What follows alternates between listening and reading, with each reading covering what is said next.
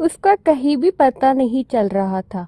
यही सोचकर वो बुरी तरह घबरा गया था कि कहीं माया ने उससे छुटकारा पाने के लिए कोई गलत कदम तो नहीं उठा लिया हो, कहीं उसने खुद को नुकसान तो नहीं पहुंचा दिया हो। उसने घर पर भी फोन किया था। उसे लगा था कि शायद माया घर लौट आई होंगी, लेकिन वो घर पर भी नहीं थी।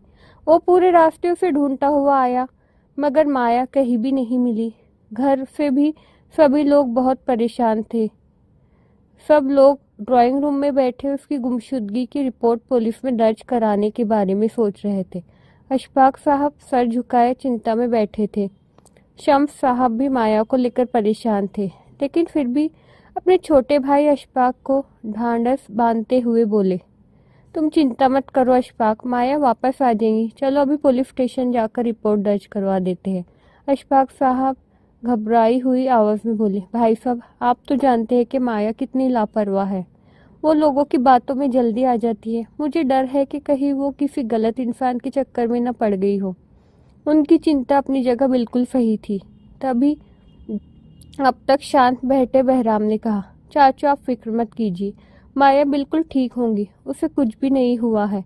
बहराम की बात सुनकर अशफाक साहब को थोड़ी सी तसल्ली मिली, लेकिन शाहीन बेगम वहीं बैठी रो रही थी।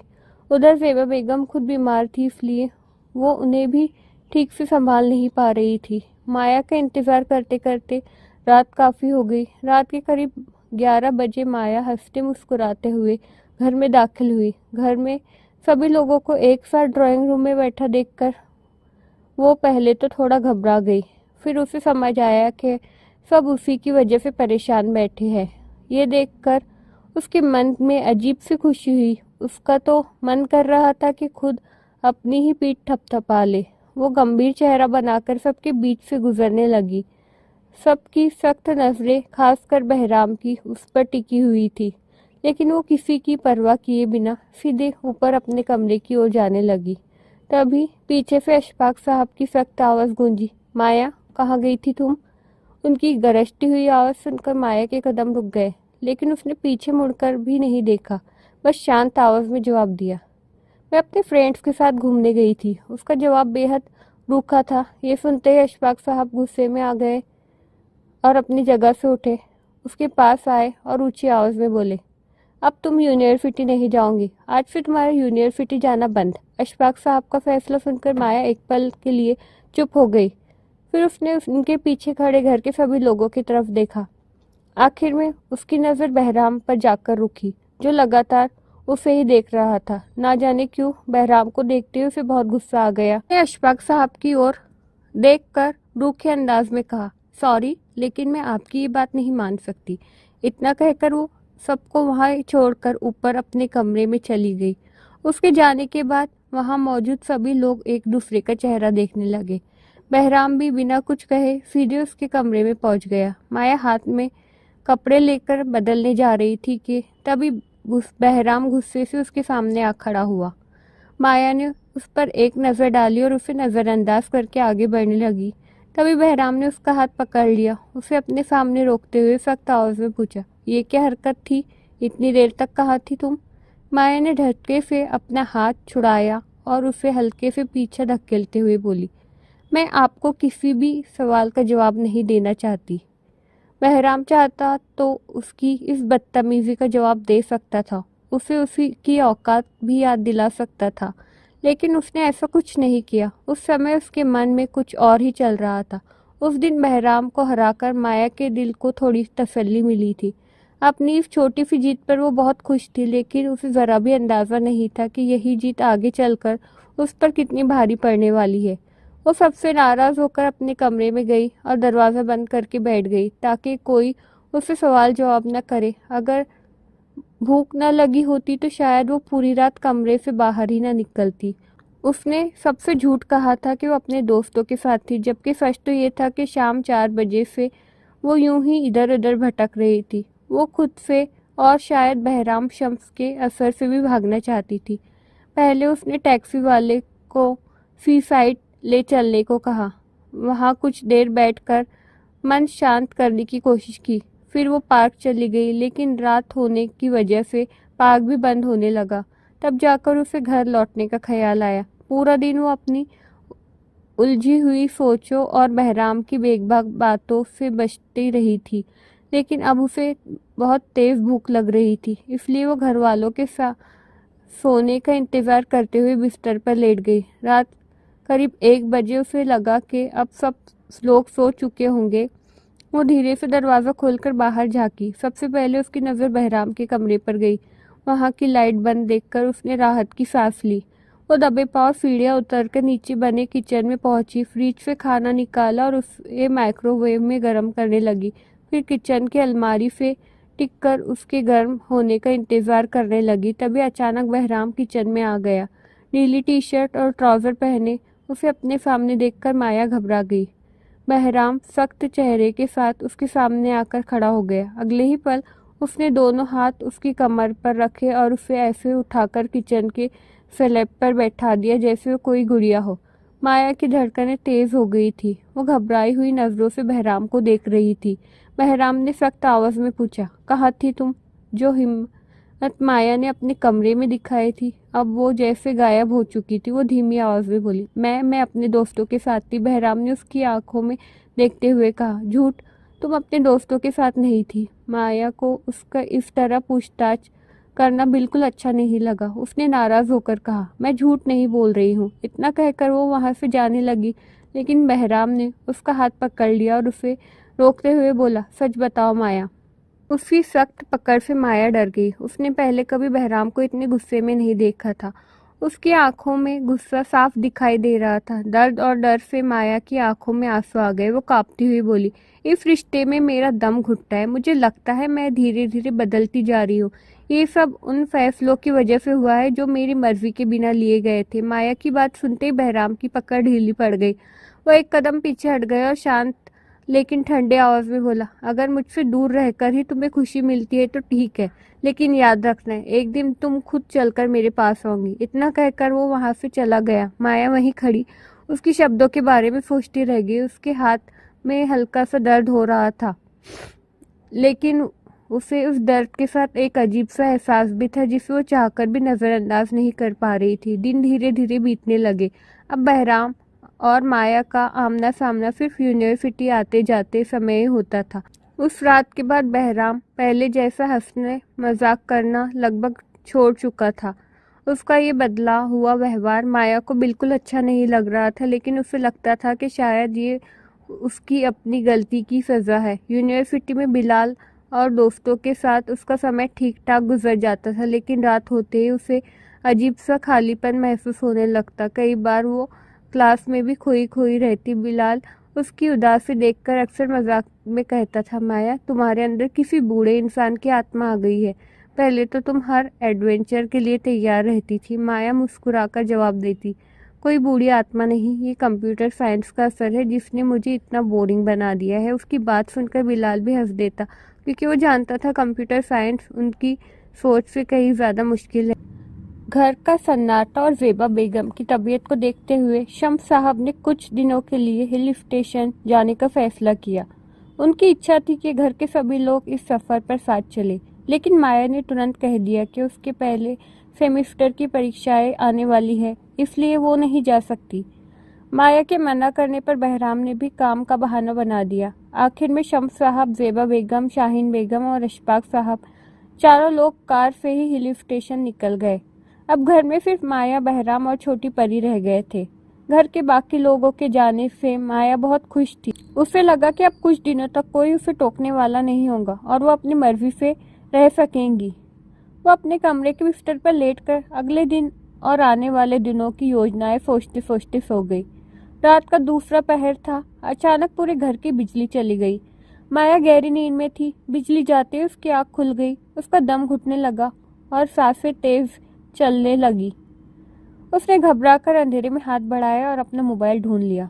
फिर उसने मोबाइल की फ्लैश लाइट जला दी, लेकिन हल्के सफ़ेद रोशनी में कमरे की हर चीज़ उसे डरावनी और अजीब लग रही थी। उसे अपनी देखी हुई सारी हॉरर फिल्में याद आने लगी। डर के मारे उसका पूरा शरीर कांपने लगा। वो बिस्तर पर घुटनों में सिर छुपाकर बैठ गई और खुद को संभालने की कोशिश करने लगी। तभी दूर कहीं कुत्तों के एक साथ रोने की डरावनी आवाज़ सुनाई दी। उसका डर और बढ़ गया। तभी उसे बहराम के कमरे से छोटी परी के रोने की आवाज़ सुनाई दी थी। ये सुनकर उसने हिम्मत जुटाई। मोबाइल की फ्लैश लाइट हाथ में लेकर वो बहराम के कमरे के बाहर पहुंची और धीरे से दरवाज़ा खटखटाया। शायद बहराम अभी जाग रहा था। उसने पहली ही दस्तक पर दरवाज़ा खोल दिया। माया को सामने देखकर वो हैरान भी हुआ और थोड़ा परेशान होकर बोला,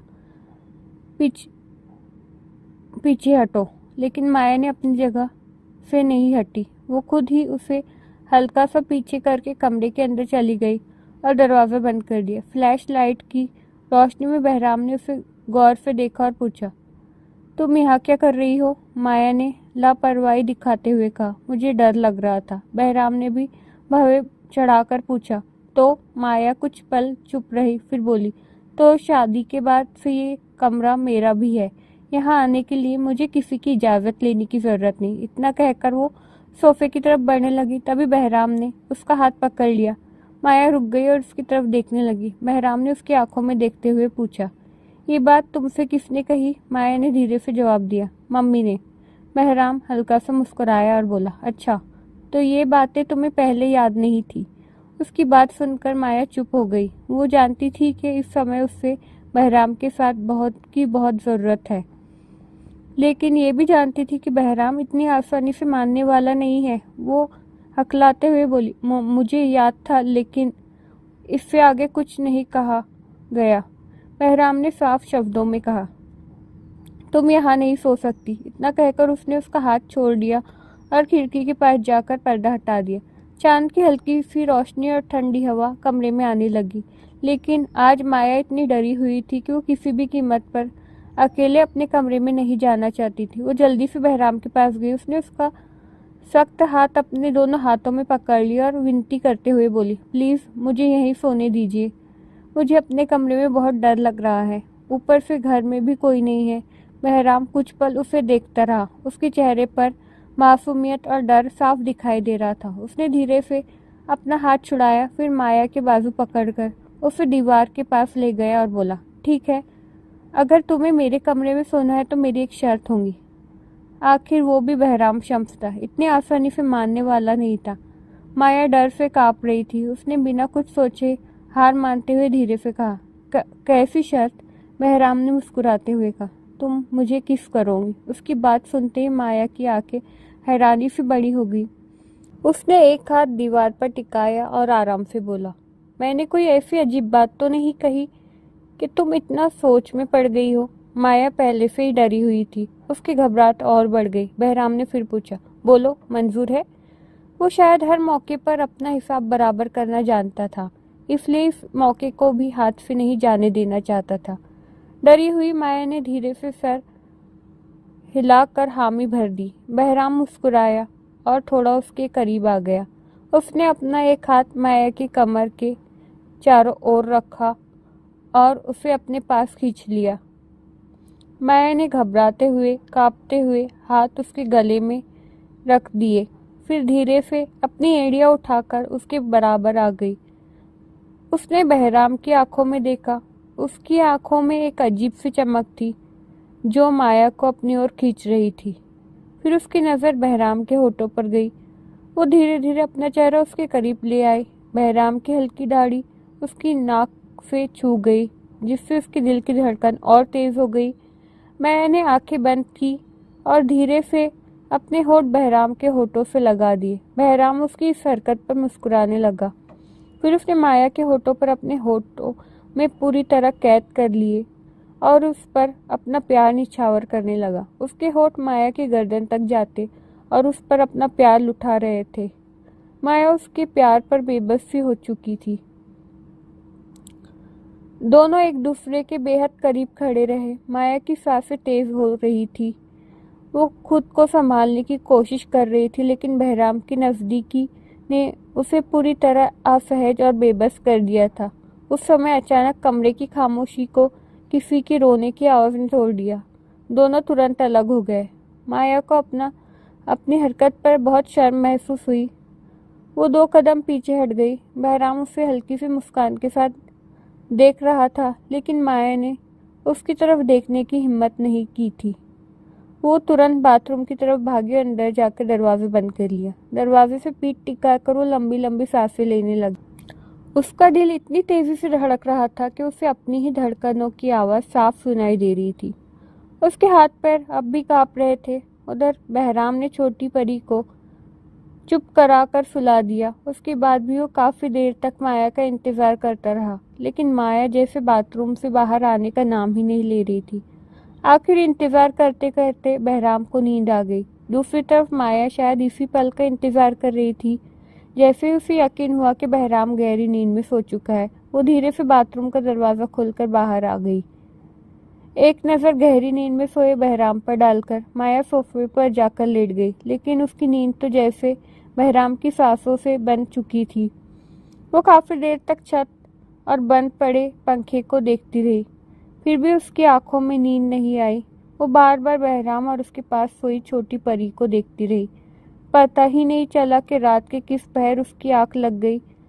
सुबह जब सूरज की तेज किरणें कमरे में आने लगी तो माया की नींद खुली।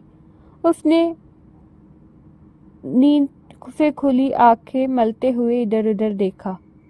फिर अचानक वो चौंक कर बैठ गई। वो बिस्तर पर थी, और वो भी बहराम की जगह पर। पूरा बिस्तर खाली था, न बहराम था न ही परी। वह हैरानी में पड़ गई कि वो यहाँ कैसे आ गई। तभी उसे रात की धुंधली सी बात याद आई। नींद में वो कुछ बड़बड़ा रही थी। शायद उसी वजह से बहराम की नींद खुल गई थी। नींद में ही वो करवट बदलते हुए बिस्तर से नीचे गिरने वाली थी कि बहराम ने तुरंत उसे अपनी बाहों में संभाल लिया। उसने बड़े प्यार से उसे वापस बिस्तर पर लिटाया, उसके ऊपर कंबल ओढ़ाया और खुद चुपचाप कमरे से बाहर चला गया। माया सुबह नहीं बल्कि पूरे 11 बजे तक सोती रही। ये सोचकर उसे खुद पर शर्म आने लगी। रात की बातें याद आते ही उसके गाल लाल हो गए। उसने जल्दी जल्दी अपने बाल समेटकर जूड़ा बनाया। तभी उसका हाथ अपनी गर्दन पर गया। वहाँ हल्का सा दर्द हो रहा था। वो तुरंत ड्रेसिंग टेबल के सामने जाकर खड़ी हो गई। उसने आईने में अपनी गर्दन देखी। वहाँ हल्का लाल निशान थे। उन्हें देखकर उसे फिर रात की बातें याद आ गई। उसके होठों पर अनायास हल्की मुस्कुराहट आ गई।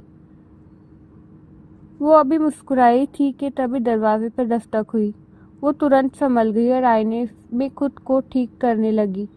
आईने में ही उसने देखा कि बहराम कमरे में दाखिल हुआ है। उसने ग्रीन टी शर्ट पहन रखी थी। वो नहाकर बिल्कुल ताज़ा लग रहा था। उसके हाथ में कॉफ़ी की ट्रे थी और वो मुस्कुराते हुए माया को ही देख रहा था। दोनों की नज़रें मिली तो माया ने तुरंत नज़रें झुका ली और ड्रेसिंग टेबल पर रखी चीज़ों को यूं ही इधर उधर करने लगी, लेकिन बहराम लगातार उसे ही देखे जा रहा था। माया उसकी नज़रों से घबरा कर वहाँ से जाने लगी। तभी बहराम ने उसके सामने आकर खड़ा हो गया और मुस्कुराते हुए बोला, गुड मॉर्निंग। माया ने नज़रें झुकाए धीरे से कहा, गुड मॉर्निंग। वो फिर आगे बढ़ने लगी, लेकिन बहराम ने उसकी कलाई पकड़कर उसे रोक लिया। उसने मुस्कुराते हुए कहा, कॉफ़ी पी लो, रात की थकान उतर जाएगी। उसकी बात सुनकर माया शर्म से लाल हो गई और बोली, मुझे कोई थकान नहीं है। बहराम ने ट्रे उसके बीच रखते हुए कहा, ये कॉफ़ी मैंने खुद तुम्हारे लिए बनाई है। अगर तुमने नहीं पी तो मुझे अच्छा नहीं लगेगा। बहराम की आंखों में अपनापन और गंभीरता थी। ना जाने क्यों माया उसे मना नहीं कर पाई। उसने चुपचाप कॉफ़ी का मग अपने हाथ में ले लिया। माया के मग लेते ही बहराम मुस्कुरा उठा। कॉफ़ी लेकर कमरे से बाहर जाने लगी। तभी पीछे से बहराम की आवाज़ आई, आज रात मैं तुम्हारा इंतज़ार करूँगा। उसकी बात सुनकर माया 2 पल के लिए वहीं रुक गई। फिर उसके कदम और तेज हो गए। वो जल्दी से कमरे से बाहर निकल गई। माया की घबराहट देखकर बहराम जोर से हंस पड़ा और उसकी हंसी पूरे घर में गूंज गई। माया रसोई में अपने लिए नाश्ते की ट्रे तैयार कर रही थी। उसने ट्रे में ब्रेड, जैम और ताज़ा जूस रखा। जैसे ही वो ट्रे ले उठाकर बाहर जाने लगी, तभी उसके सामने से गुनगुनाती हुई समीरा आती दिखाई दी। समीरा को देखते ही माया का चेहरा गुस्से से लाल हो गया। उसने अपनी ट्रे जोर से किचन स्लैब पे रखी और उसके सामने जा खड़ी हो गई। गुस्से से उसे देखते हुए उसने कहा, तुम्हारी हिम्मत कैसे हुई यहाँ आने की? समीरा पहले ही अपनी ही धुन में थी, इसलिए उसने माया को नहीं देखा था, लेकिन अब माया का गुस्से से भरा चेहरा देखकर उसके होठों पर हल्की सी मुस्कान आ गई। वो बनावटी मुस्कान के साथ बोली, माया मैडम, आप तो बहुत दिनों बाद दिखाई दी है। माया को अपना सवाल अनसुना किए जाना बिल्कुल पसंद नहीं आया। उसने और सख्त आवाज में पूछा, मुझे तुम्हारी बातें नहीं सुननी। पहले ये बताओ कि तुम यहाँ क्या कर रही हो। तुम्हारी तो नौकरी चली गई थी ना। समीरा की मुस्कान और गहरी हो गई। उसने इतराते हुए कहा, अगर आप घर पर होती तो आपको पता होता कि नौकरी छोड़ने के तीसरे दिन ही मैं वापस आ गई थी। वो थोड़ा रुकी और फिर मुस्कुराकर बोली, आती भी क्यों नहीं। बहराम सर खुद मुझे मनाने मेरे घर आए थे। मैं इतनी जल्दी मान नहीं रही थी तो उन्होंने मेरा हाथ पकड़कर मुझे वापस ले आए। अगर मैं उनकी बात नहीं मानती तो उनकी बेइज्जती हो जाती, इसलिए मुझे वापस आना पड़ा। फिर उसने और भी ताना मारते हुए कहा, अब तो छोटी परी भी मेरे बिना नहीं रहती। उसे मेरी आदत हो गई है। समीरा ने आधा सच आधा झूठ मिलाकर ऐसी बातें कही कि माया पूरी तरह टूट गई। उसका मन अचानक बुझ गया। उसने अपना नाश्ता वहीं किचन में छोड़ दिया और चुपचाप बाहर निकल गई।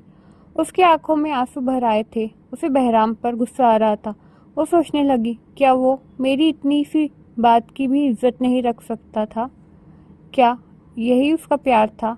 क्या उसे सिर्फ मेरा साथ चाहिए था, लेकिन मेरी बातों और मेरे भरोसे की कोई कीमत नहीं थी?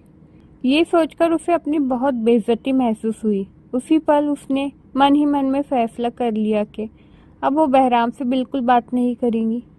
जहाँ उसकी भावनाओं और उसकी बात की कोई कद्र नहीं थी, वहाँ बाकी सब बातें भी उसके लिए बेकार थी। पूरा दिन माया बेचैन रही।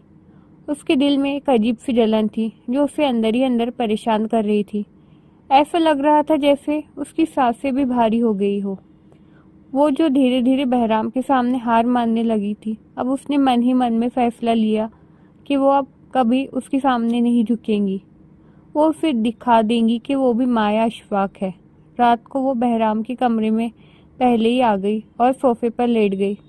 उसका इरादा था कि जब बहराम उसे सोता हुआ देखेगा तो उसे परेशान नहीं करेगा। वो आंखें बंद किए चुपचाप लेटी हुई थी। तभी बहराम छोटी परी को गोद में लेकर कमरे में आया। पहले तो माया को कमरे में देखकर ठिठक गया। फिर उससे समझ आया कि शायद वो पिछली रात के डर की वजह से यहाँ आई है। उसने परी को बिस्तर पर सुलाया और फिर माया के पास आकर धीरे से उसका हाथ पकड़ लिया। माया उठो। माया सिर्फ आंखें बंद किए हुई थी। बहराम की आवाज़ सुनकर उसकी पलकों में हल्की सी हरकत हुई। बहराम समझ गया कि वो जाग रही है। उसने उसका हाथ हल्के से हिलाते हुए कहा, मुझे पता है तुम जाग रही हो। प्लीज़ यहाँ सोफे पर मत सो। चलो बिस्तर पे सो जाओ। माया के लिए आंखें बंद रखना मुश्किल हो गया। उसने आंखें खोली और रूखे स्वर में बोली, मुझे नींद आ रही है, मैं यहीं सोना चाहती हूँ। बहराम ने शांत आवाज़ में कहा, मुझे पता है कि तुम मेरी वजह से बिस्तर पे नहीं सोना चाहती, लेकिन मैं वादा करता हूँ तुम्हारी मर्जी के बिना कोई भी सीमा पार नहीं करूँगा। उसकी बात सुनकर माया कुछ पल उसके गंभीर चेहरे को देखती रही। दोनों की नज़रें मिली, लेकिन माया ने तुरंत अपनी नज़रें झुका ली। फिर वो बोली, मुझे किसी बात का डर नहीं है, मैं बस यहीं सोना चाहती हूँ। इतना कहकर वो दूसरी तरफ करवट लेकर लेट गई, लेकिन बहराम उसे सोफे पर नहीं सोने देना चाहता था। उसने धीरे से माया को अपनी बाहों में उठा लिया। माया हैरान रह गई। उसने घबराकर अपने दोनों हाथ उसके गले के चारों ओर रख दिए और उसे देखते हुए बोली, आप ये ठीक नहीं कर रहे हैं। इस बार बहराम ने भी उसकी आंखों में देखते हुए बोला, मुझे अच्छी तरह पता है कि क्या सही है और क्या गलत। इतना कहकर उसने माया को प्यार से बिस्तर पर लिटा दिया। माया नाराज होकर उसे देखती रही। उसे लगा कि अब बहराम उसके पास आकर लेट जाएगा, लेकिन बहराम ने ऐसा नहीं कर रहा था। वो जाकर छोटी परी के पास लेट गया। माया उसे चुपचाप देखती रही। तभी बहराम को महसूस हुआ कि माया अब भी उसे देख रही है। तो मुस्कुराकर बोला, सो जाओ, काफ़ी रात हो चुकी, कल तुम्हें यूनिवर्सिटी भी जाना है। बहराम की बात सुनकर माया चुपचाप करवट लेकर लेट गई। उसकी आंखों से आंसू बह रहे थे। उसे लग रहा था कि उसकी भावनाओं की कदर नहीं है। रोते रोते कब उसे नींद आ गई उसे खुद पता नहीं चला। आधी रात को अचानक छोटी परी की जोर जोर से रोने की आवाज़ सुनकर उसकी आंख खुल गई। उसने देखा कि परी लगातार रो रही है और बहराम उसके पास गहरी नींद में सो रहा है। जब बहराम नहीं जागा तो माया खुद उठकर बैठ गई। उसे समझ नहीं आ रहा था कि इतनी छोटी बच्ची आखिर इतनी जोर से क्यों रो रही है। तभी उसे याद आया कि जब भी परी रोती है शाहीन बेगम सबसे पहले उसकी नैपी देखती है। माया ने भी नैपी देखी, वो गीली थी। उसने तुरंत परी की नैपी बदली और फिर उसे दूध की बोतल पकड़ाकर पिलाने लगी। दूध पीने के बाद परी का रोना बंद हो गया, लेकिन अब उसमें इतनी ऊर्जा आ गई थी कि सोने की बजाय वो अपने छोटे छोटे पैर हिलाकर खेलने लगी। माया भी उसके साथ खेलने लगी। दोनों हंस रहे थे। परी खुशी से जोर जोर से खिलखिलाती रही और माया भी उसकी हरकतों में मुस्कुरा रही थी।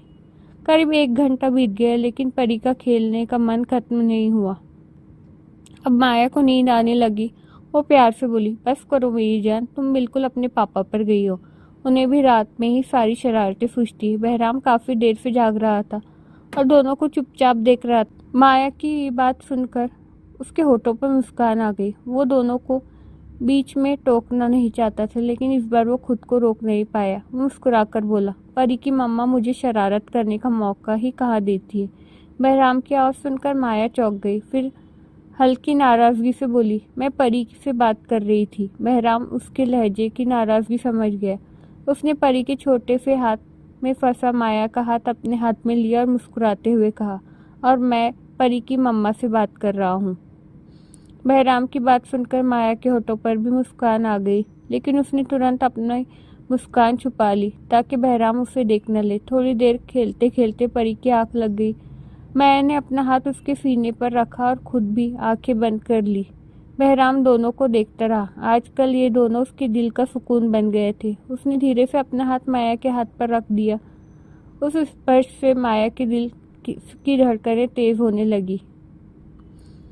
उसके अंदर एक अनजानी सी खुशी फैल गई। उसने आंखें खोलने की कोशिश भी नहीं की। वो इसी तरह आंखें बंद किए चुपचाप लेटी रही। अब माया को महसूस होने लगा था कि उसे बहराम से प्यार हो गया है। जब पहली बार उसके दिल ने ये एहसास कराया तो वो खुद भी हैरान रह गई। उसने अपने दिल को बहुत समझाया, खुद से कहा कि ऐसा नहीं हो सकता। उसने इस एहसास को झुटलाने की भी कोशिश की, लेकिन आखिरकार उसे मानना पड़ा कि निकाह के बाद उसका दिल बदल चुका है। जिस रिश्ते को उसने कभी मन से स्वीकार नहीं किया था, वही रिश्ता अब उसके दिल में भी अपनी जगह बना चुका है। बहराम के लिए उसके दिल में प्यार हर दिन बढ़ता जा रहा था। वो चाहती थी बहराम भी उससे इतना ही प्यार करे जितना वो उससे करने लगी थी। उसकी एक और इच्छा थी। वो चाहती थी कि अपने प्यार का पहला इजहार बहराम करे, क्योंकि उसे लगता था कि लड़कियों पर पहले झुककर इजहार करना अच्छा नहीं लगता। इन सब के बीच बिलाल आफरीदी और उसका प्यार भरी बातें धीरे धीरे माया की जिंदगी से पीछे छूटती जा रही थी। बिलाल अक्सर उससे शिकायत करते रहता, लेकिन जब भी वो उसकी बातें सुनती उसके मन में बहराम का चेहरा सामने आ जाता। अब वो चाहकर भी दोनों की तुलना करने लगती। उसे लगता था कि बिलाल अब बहुत छोटा और भावुक है। वो बड़ी बड़ी बातें तो कर सकता है, लेकिन जब प्यार के लिए कुछ करने का समय आता है तो पीछे हट जाता है। वहीं दूसरी तरफ बहराम हर बात में समझदार और गंभीर था। उसकी सोच, उसका व्यवहार और उसका हर फैसला उसकी परिपक्वता दिखाता था। माया को लगता था कि एक समझदार और उम्र में बड़ा आदमी अपनी पत्नी को ज्यादा प्यार, सुरक्षा और सम्मान देना जानता है, और माया तो ऐसी लड़की थी जो सिर्फ प्यार की भाषा समझती थी। वह हर दिन बहराम के प्यार में और गहराई तक डूबती जा रही थी। उसकी उम्र अभी सिर्फ 19 साल थी। पूरी जिंदगी उसके सामने पड़ी थी। अब वो अपनी पूरी जिंदगी सिर्फ एक ही इंसान के नाम करना चाहती थी। उसी के बारे में सोचना, उसी से प्यार करना और अपने सारे जज्बात उसी के नाम कर देना, यही उसकी सबसे बड़ी चाहत बन गई थी। अब उसके दिल में सिर्फ बहराम की नज़दीकी पाने की इच्छा रह गई थी। इसलिए वो रोज़ यूनिवर्सिटी जाने से पहले बहराम के कमरे में जाती। उसके लिए मिलती जुलती टाई निकाल कर रखती, मोजे भी ठीक से रख देती। वो चाहती थी कि बहराम उसकी इस छोटी सी कोशिश पर खुश हो जाए, लेकिन इतने दिनों से बहराम एक बार भी उसकी मेहनत का जिक्र नहीं किया था। माया चोरी छुपे उसे ऑफिस जाते हुए देखती तो वो हमेशा किसी दूसरी टाई, दूसरे कोट और दूसरे मोजे पहने होता। उसके चुने हुए कपड़े में से उसने कभी कुछ नहीं पहना। ये देखकर माया का दिल टूट जाता। आखिरकार उसने उदास होकर ये सब करना भी छोड़ दिया। एक दिन माया को अचानक पता चला कि बहराम के लिए वो जो भी टाई, कपड़े या दूसरी चीज़ें चुनकर रखती थी उन्हें समरा बदल देती। समरा हमेशा अपनी मर्जी चलाती। बहराम के कपड़े से लेकर जूते तक का चुनाव वही करती थी। माया जितनी कोशिश बहराम के करीब जाने की करती, समरा अपनी बातों और हरकतों से इतना ही उसे दूर कर देती। और जब भी माया समरा को डांटती, बहराम बीच में आ जाता और उल्टा माया को ही समझाने लगता। बहराम का साथ मिलने से समरा का हौसला दिन ब दिन बढ़ता जा रहा था। माया बस दोनों को देखती रहती, लेकिन अब ज्यादा कुछ नहीं कहती थी। आज भी उसकी समरा से बहस हो गई थी। माया ने उसे खूब खरी खोटी सुनाई। इतने में ऑफिस जाने के लिए तैयार बहराम ने शोर सुना और वहां आ गया। उसने नाराज होकर कहा, माया बस करो, तुम हर रोज समरा के पीछे क्यों पड़ी रहती हो। बहराम की ये बात सुनकर माया का दिल टूट गया। उसने शिकायत भरी नजरों से बहराम को देखा और बिना कुछ कहे वहां से चली गई। बहराम जानता था कि अब माया की नाराजगी जल्दी खत्म नहीं होगी, लेकिन फिर भी उसने उसे मना नहीं किया। सुबह से ही माया की तबीयत ठीक नहीं थी, ऊपर से बहराम की बातें उसे और दुखी कर दी थी। वो अपने आंसू रोक नहीं पा रही थी, काफी देर तक रोती रही, फिर उसी नाराजगी और उदासी में ड्राइवर के साथ यूनिवर्सिटी चल गई। वो सर अहमद की क्लास में बैठी थी। सर अहमद किसी नई कोडिंग के बारे में पढ़ा रहे थे, लेकिन माया का किसी बात में मन नहीं लग रहा था। उसका सिर बहुत तेजी से घूम रहा था। उसे ऐसा लग रहा था जैसे पूरी दुनिया उसके चारों तरफ घूम रही हो। उस हाल में देखकर आमना परेशान हो गई। माया के कंधे पर हाथ रखा और पूछा, क्या हुआ माया, तुम ठीक तो हो। माया ने फिर हल्का से सर हिलाकर हाँ कह दिया।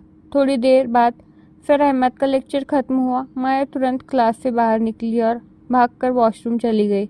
आमना पहले से ही उसकी खराब तबीयत के बारे में जानती थी, इसलिए वो भी पीछे गर्ल्स वॉशरूम में चली गई। माया वॉश बेसिन पर झुककर उल्टी कर रही थी और आमना उसकी पीठ फैला रही थी। उल्टी होने के बाद माया को थोड़ा आराम महसूस हुआ। वो सीधी होकर खड़ी होती हुई बोली। माहौल हल्का करने के लिए आमना हंसते हुए बोली, तुम्हें चक्कर भी आ रहे हैं, उल्टियाँ भी हो रही है, कहीं ऐसा तो नहीं कि मैं मासी बनने वाली हूँ। आमना की ये बात सिर्फ मजाक में कही थी, लेकिन ये सुनते ही माया का चेहरा पीला पड़ गया। वह हैरानी से आमना को देखने लगी। फिर उसके मन में बहराम के साथ बिताई गई वो रातें याद आने लगी। उसके माथे पर पसीना आ गया। अनजाने में उसका हाथ अपने पेट पर चला गया। उसके मन में एक ही सवाल घूमने लगा, क्या आमना की बात सच हो सकती है। माया को इस तरह शब्द खड़ा देखकर आमना घबरा गई। उसने कंधे पकड़कर हल्का सा हिलाया। तब माया जैसे होश में आई और घबराकर आमना की तरफ देखने लगी। आमना ने माया को का चेहरा देखकर हंसते हुए कहा, क्या हुआ यार, तुम तो सच में सीरियस हो गई। मैं तो बस मजाक कर रही थी। माया हल्का सा मुस्कुराई, लेकिन उसके चेहरे की चिंता साफ दिखाई दे रही थी। उसने धीमी आवाज में कहा, आमना मेरी तबीयत बिल्कुल ठीक नहीं लग रही, मुझे लगता है मुझे घर चले जाना चाहिए। आमना ने तुरंत कहा, हाँ बिल्कुल, जल्दी से अपने हैंडसम कजन को फोन करो, वो आकर तुम्हें ले जाएगा। माया ने चुपचाप सर हिला दिया। जिंदगी में पहली बार उसने बहराम को अपने मोबाइल से फोन किया। 2-3 घंटे बजने के बाद दूसरी तरफ से बहराम की व्यस्त सी आवाज आई, हेलो बहराम बोल रहा हूँ। उसकी आवाज़ सुनकर माया ने धीरे से कहा, आप मुझे लेने आ जाए, मेरी तबीयत ठीक नहीं है। माया की कमज़ोर आवाज़ सुनकर बहराम घबरा गया। उसने तुरंत कहा, ठीक है, मैं 10 मिनट में पहुंच रहा हूँ। अपने वादे के मुताबिक वो 10 मिनट के बाद यूनिवर्सिटी पहुंच गया। माया आकर उसके पास वाली आगे की सीट पर बैठ गई। बहराम ने गाड़ी स्टार्ट की और उसे उतरे हुए चेहरे को देखकर पूछने लगा, क्या हुआ, तबीयत कैसी है। माया ने गुस्से से उसकी तरफ देखा और बोली, ये सब आपकी वजह से हुआ है, मुझे किसी लेडी डॉक्टर के पास ले चली। बहराम ने उसकी बात सुनकर हैरान रह गया। उसे समझ नहीं आया कि माया ऐसा क्यों कह रही है।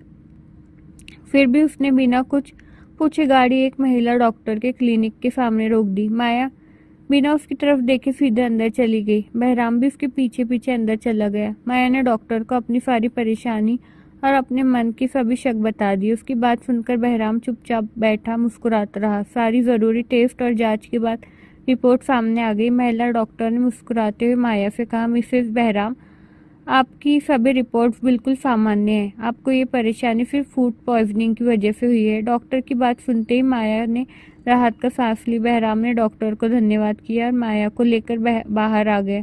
दोनों गाड़ी में बैठ गए। माया अब भी चुप थी। बहराम ने गाड़ी स्टार्ट की और उसकी तरफ देखा और मुस्कुराकर कहा, तुम सच में बहुत बड़ी बेवकूफ़ हो माया अशफाक। ये सुनकर माया ने गुस्से से उसकी तरफ देखा। लेकिन बहराम उसकी मासूमियत और भावुक स्वभाव को याद करके जोर से हंस पड़ा। उसकी खुलकर हंसी सुनकर माया का गुस्सा और भी बढ़ गया। वो झुंझला कर अपनी जगह से उठी और गुस्से में बोली, ये कोई मजाक की बात नहीं है। बहराम मुस्कुराकर बोला, हाँ मैं भी तो यही कह रहा हूँ, ये मजाक की बात नहीं है। अब तक हमारे बीच ऐसा कोई रिश्ता नहीं बना कि तुम्हें इतनी चिंता करने की जरूरत पड़े। फिर उसने प्यार से कहा, आराम से रहो, छोटी छोटी बातों को इतना दिल पर मत लिया करो। इतना कहकर उसने हल्के से माया के गाल पर थपकी दी और उसे समझाने लगा। मैं अपनी ही नादानी पर शर्मिंदा हो गई। वो सोचने लगी कि पिछले कुछ दिनों से वो बिना वजह कितनी ज्यादा परेशान हो रही थी और छोटी छोटी बातों को लेकर कितना सोच रही थी।